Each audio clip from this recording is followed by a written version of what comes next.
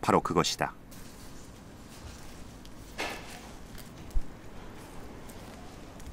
볏짚 한 움큼으로 굵은 몸통을 삼아 단단히 묶은 뒤 머리 모양을 만들고 두 다리를 가른다.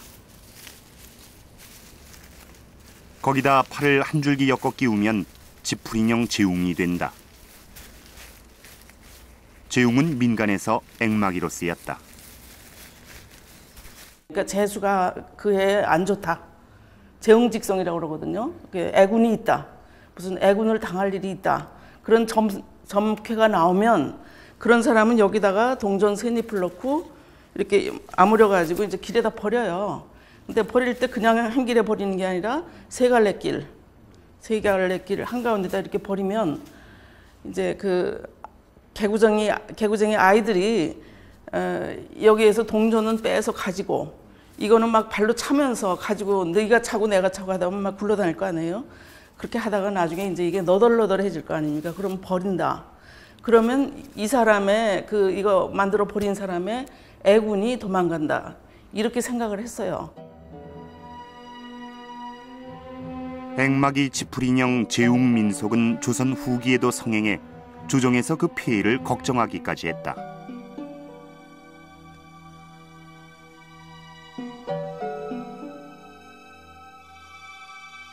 제가 호남 지역에 답사해 보면 최근까지도 하는 지역이 있고 우리나라에서 조선 후기에 굉장히 보편적으로 행하던 민속인데 그 동국세식이나 이런 데 보면 그 제용시기는 제용이고 한자로 쓰고 그다음에 이건 바로 처용이다 이렇게 돼 있어요. 근데 처용은 사실은 귀신을 쫓는 아주 숭고하고 좋은 이미지죠. 제용은 처용으로부터 유래했지만 상당히 변이가 돼서 비속화됐다고 할까요? 그래서 이제 액과 잡기를 쫓던 존엄한 인물이 이제는 액을 실어 나누고 액과 함께 버려지는 그런 존재로 변이된 것이죠. 이렇게 우리의 민속 깊이 뿌리를 내렸던 처용은 역신이 강하면 강할수록 더 끈질긴 생명력을 가지고 살아남았습니다.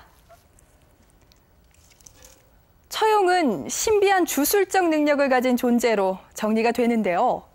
그런데 그 힘이 처용 한 사람에게서 나온 것으로 보기에는 무리가 있습니다. 당시 처용을 등용했던 헌강왕과 화랑 세력들을 통해 처용이 어떤 성향의 집단과 가까웠으며 또 그 집단이 어떤 변화를 겪었는지 알아보겠습니다.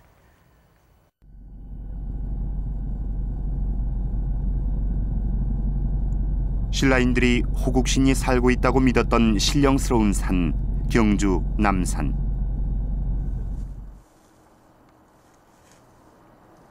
남산 한쪽 자락에 처용을 등용했던 헌강왕의 능이 있다.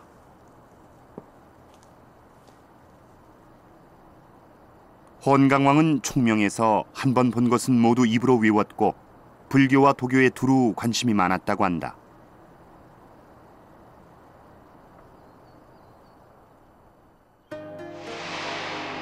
삼국유사엔 헌강왕이 체험한 신비한 일들이 여럿 기록돼 있다.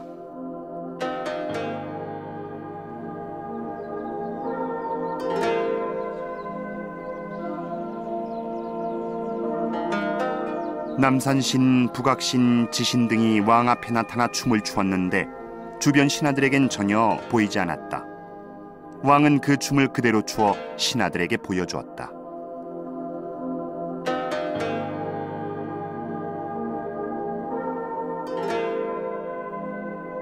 헌강왕의 이런 신통한 능력은 그의 아버지가 화랑 출신이었던 경문왕이란 사실과 연관이 있다. 우리가 화랑 그러면 흔히 풍류도라고 얘기를 합니다. 또 일면으로는 선도라고도 얘기를 합니다. 이 선도는 우리 고유 신앙으로서 중국의 도교와는 또 약간의 차이가 있습니다. 선도에서 중요시 여기는 것은 국토신과의 조우입니다. 그래서 각 지역들을 유효하면서 그 지역의 신들과 만나고 서로 교류를 갖습니다. 그리고 이 교류의 방법으로서 가무가 거기에 포함이 되고 있습니다. 그래서 이러한 현상은 당시에 헌강왕 때 나타났던 그 가무의 성행, 호국신의 출현, 그것과 관련되는 모습을 보여줍니다. 청소년 중에서 나라의 제목이 들 만한 인재를 뽑아 키우기 위해 등장한 화랑제도. 화랑은 용맹한 전사 집단으로 활약하며 삼국통일전쟁에서 신라를 승리로 이끌었다.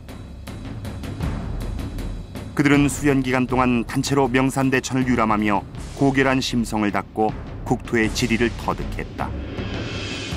이제 그 화랑이 유오산수를 했습니다. 지금 이제 그 유오산수라는 말에서 유오가 나오는데 뭐 산수를 즐겁게 놀이렀다. 이렇게 보통 이제 이해를 하지만은 대개 이제 산수에 다닌 것은 이제 종교 수련, 그게 풍류도 수련을 위해서 깊은 산이나 혹은 이제 바다 강가를 다닌 것으로 볼 수가 있습니다. 그 다르게 보면 또 이제 군사적으로 보면은 미리 이제 그 사전에 여러 가지 이제 주요한 그 전략적인 지점을 이제 미리 이제 답사하는 의미도 있죠.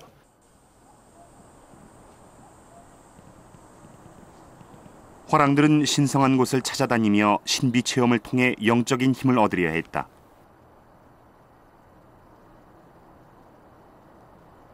구석기 시대의 주거지와 삼국시대의 동굴 사찰터가 발견된 제천 전말동굴. 이곳엔 화랑과 낭도들이 수련한 흔적들이 바위에 새겨져 있다. 화랑의 그 낭도의 무리인 상랑과 종덕이라는 두 사람이 이곳을 다녀갔다는 그런 이야기가 되겠습니다.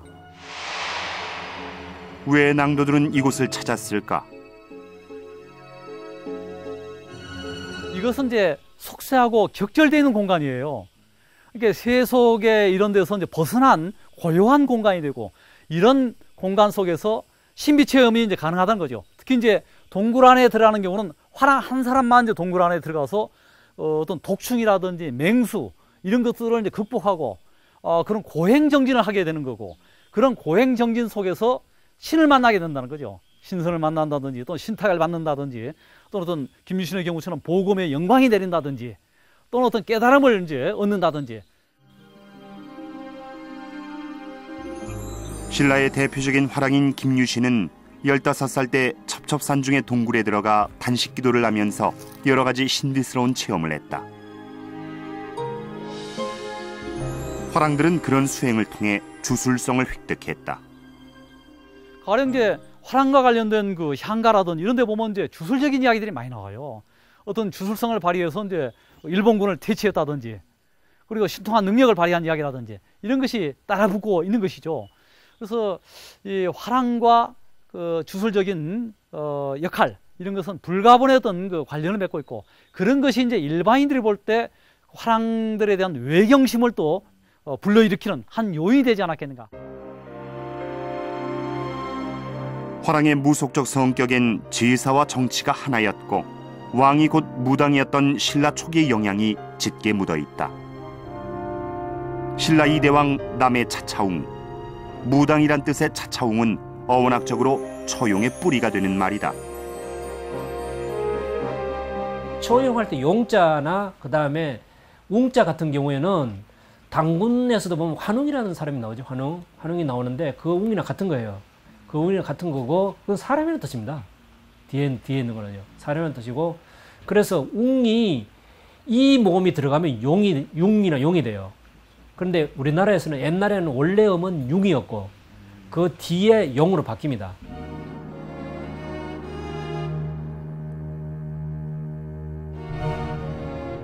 무당으로서의 처용은 차차웅에서 비롯됐다. 차차웅은 차웅으로 처용과 연결되고 지풀인형 제웅과도 통한다. 무당 차차웅의 주술적 성격은 화랑계 왕실 헌강왕대에 다시 살아나 처용이란 존재로 표출된 것이다. 처용은 화랑 조직과 연결돼 주술사 역할을 했던 것이다. 화랑이 종교적 활동과 이 처용의 종교적 활동 서로 유사성이 많습니다. 따라서 화랑이 국가적인 제례라든가 팔관회라든가 이 국토신, 호국신과 관련된 일들을 주로 담당한다면 보다 더 민간과 가까운, 즉 화재라든가 역병이라든가